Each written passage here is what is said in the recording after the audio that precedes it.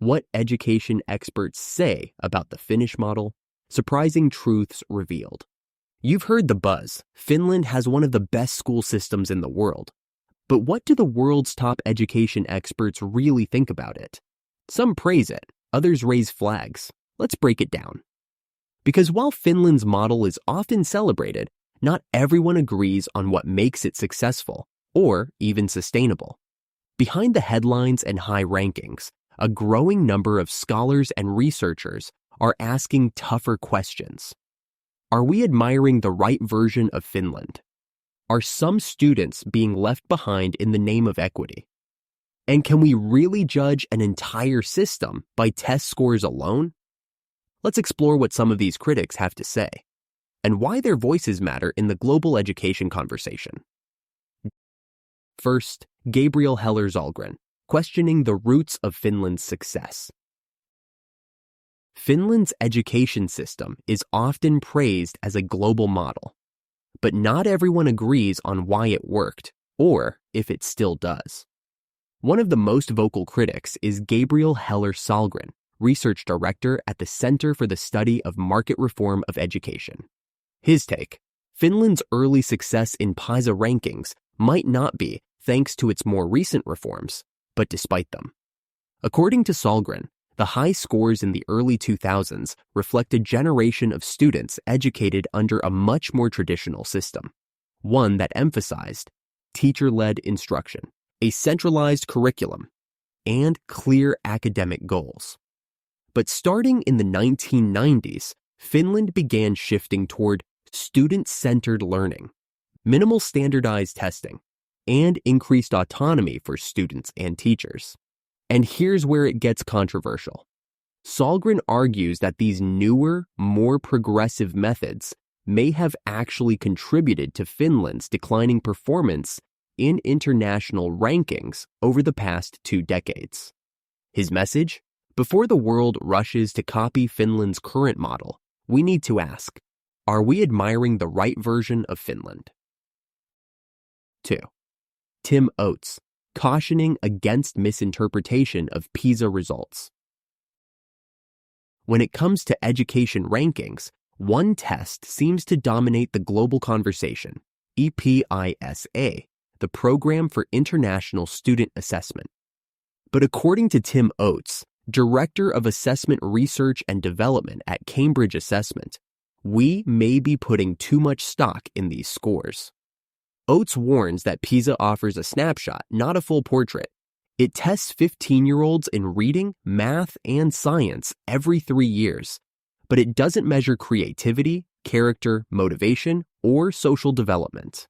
We need to be very careful about drawing sweeping conclusions from a narrow test. Tim Oates. He argues that Finland's early success in PISA led to overhype of its system. But the truth? PISA can't explain everything, especially not long-term student outcomes, equity in real life, or how systems adapt over time. In fact, some of Finland's deepest strengths, like its commitment to teacher trust and student well-being, aren't measured by PISA at all.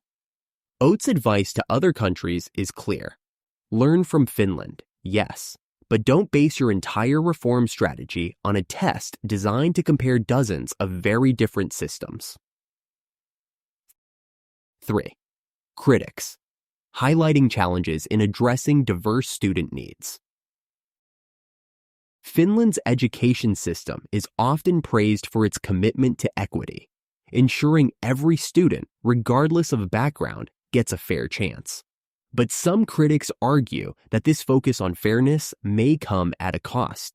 In particular, gifted and high-achieving students may be left behind, not because they're struggling, but because they're not challenged enough.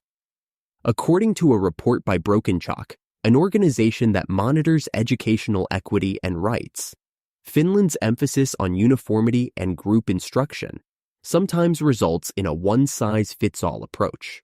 The curriculum is designed to support all students equally, but this can lead to fewer enrichment opportunities, limited acceleration paths, and not enough stimulation for advanced learners. In short, equity doesn't always mean excellence for every student. Some educators suggest that without special programs for gifted students, Finland risks losing their potential, not out of neglect, but out of overstandardization. While equality remains a noble and necessary goal, this critique raises an important question. Can a system truly be fair if it fails to stretch every student to their full potential? Of course, no system is perfect, and the critiques raise important points. But here's the thing, even with its challenges, Finland still does a lot right. In fact, many of the world's leading education thinkers continue to highlight Finland as a model worth learning from, not because it's flawless, but because it prioritizes what truly matters: equity, trust, and student well-being. So now, let's flip the lens. Here's what top educational experts say Finland is getting right, and why their insights might just reshape the way we think about school. First, Pasi Sahlberg, trust, not testing. What if the best schools weren't the ones with the highest test scores, but the ones where teachers are trusted to lead and students are free to learn without fear? According to Pasi Sahlberg, one of Finland's leading education experts, in Finland, trust is the glue. Teachers are not micromanaged, they're empowered. And that's more than a feel-good phrase. It's built into the system. There's no national standardized testing in Finland until the very end of upper secondary school. Instead of bubbling in scantrons every spring, teachers use their professional judgment. Through observation, conversations, projects, and personalized feedback. That trust allows them to adapt lessons, try new methods, and connect deeply with students. Not spend hours prepping for high-stakes exams. Finnish students still perform well internationally, but the real success, they're less anxious, more curious, and more independent than students in many test-heavy systems. Trust fuels creativity. Trust reduces pressure. Trust builds real learning. 2. Linda Darling-Hammond, teaching quality equals system quality. What makes a school system strong? According to Linda Darling-Hammond, one of the world's most influential education scholars, the quality of an education system can't exceed the quality of its teachers. And in Finland, this idea isn't just talked about, it's the foundation. Every teacher in Finland holds a master's degree. Not just in theory or pedagogy, but in research-based, practice-rich preparation, usually from one of Finland's elite teacher training universities. Entry into teacher education programs is highly competitive. Only about 10% of applicants are accepted. Becoming a teacher is as selective as becoming a doctor or lawyer. But Finland doesn't stop at training. Once hired, teachers get ongoing professional development built into their schedules. They collaborate weekly, mentor each other, reflect on lessons together, and test new ideas without fear of being judged by test scores. Instead of overloading them with data and top-down mandates, the system says, "We believe in you. Keep growing." The result? Teachers in Finland stay in the profession longer, burn out less often, and consistently deliver high-quality instruction that's rooted in relationship, reflection, and autonomy. Andreas Schleicher, OECD, Equity over Ranking. In many countries, education is a race. Who gets the best grades? Who tests the highest? Who ranks number one? But Andreas Schleicher, director of the OECD's PISA program, says Finland took a different route. Finland has turned the idea of excellence on its head by making equity its starting point. What does that look like in practice? In Finland, the gap between the highest and lowest performing students is one of the smallest in the world. And that's not by accident, it's by design. Every child, regardless of where they live, their income level, or their home language, gets access to well-trained, experienced teachers, free, nutritious school meals, special education services if needed, school psychologists, nurses, and counselors. A safe, inclusive environment where students are encouraged to help, not compete against each other. There's no expensive tutoring culture, no tracking students into good and bad schools, no crushing test prep factories. Because when equity is built into the system, students rise together. In Schleicher's words, fairness and inclusion are not afterthoughts. They're the foundation. 4. Yong Zhao, let kids be creative. What if we measured creativity, not just compliance? That's the question. Yong Zhao, a global expert on education and innovation, has been asking for years. Finland supports creativity and individuality. That's something test-driven systems suppress.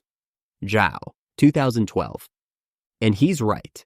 In Finnish schools, you'll find less homework, more recess, and far more student voice in the classroom.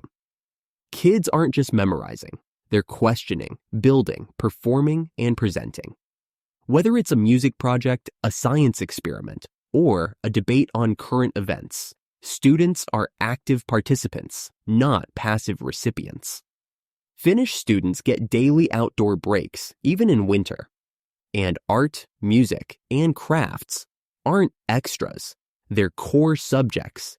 Instead of narrowing learning for the test, Finnish education widens it, so every child can explore what makes them curious and how they learn best. And the result? Students who are more creative, confident, and well-rounded, with strong problem-solving skills and emotional resilience. So what do Pasi Sahlberg, Linda Darling-Hammond, Andreas Schleicher, and Yong Zhao all have in common, despite their unique insights? It's this. Finland doesn't succeed because of one magic policy. It succeeds because of a deeper foundation, a culture built on trust, teacher professionalism, and a commitment to child well-being. From minimal testing to maximum respect for educators, Finland prioritizes people, not performance metrics. And that's a lesson every country can learn from. You don't need to move to Helsinki to make a change. Whether you're a parent, teacher, or education advocate, you can bring the spirit of Finnish education into your own life. Start small. Start today. Download our free guide, 5 Finnish practices you can use today. It's packed with practical ideas to reduce stress, boost trust, and support real learning, at home or in the classroom. Link in the description. Drop a comment below. Which expert's insight resonated most with you? Like and subscribe if you believe education should be about growth, not just grades.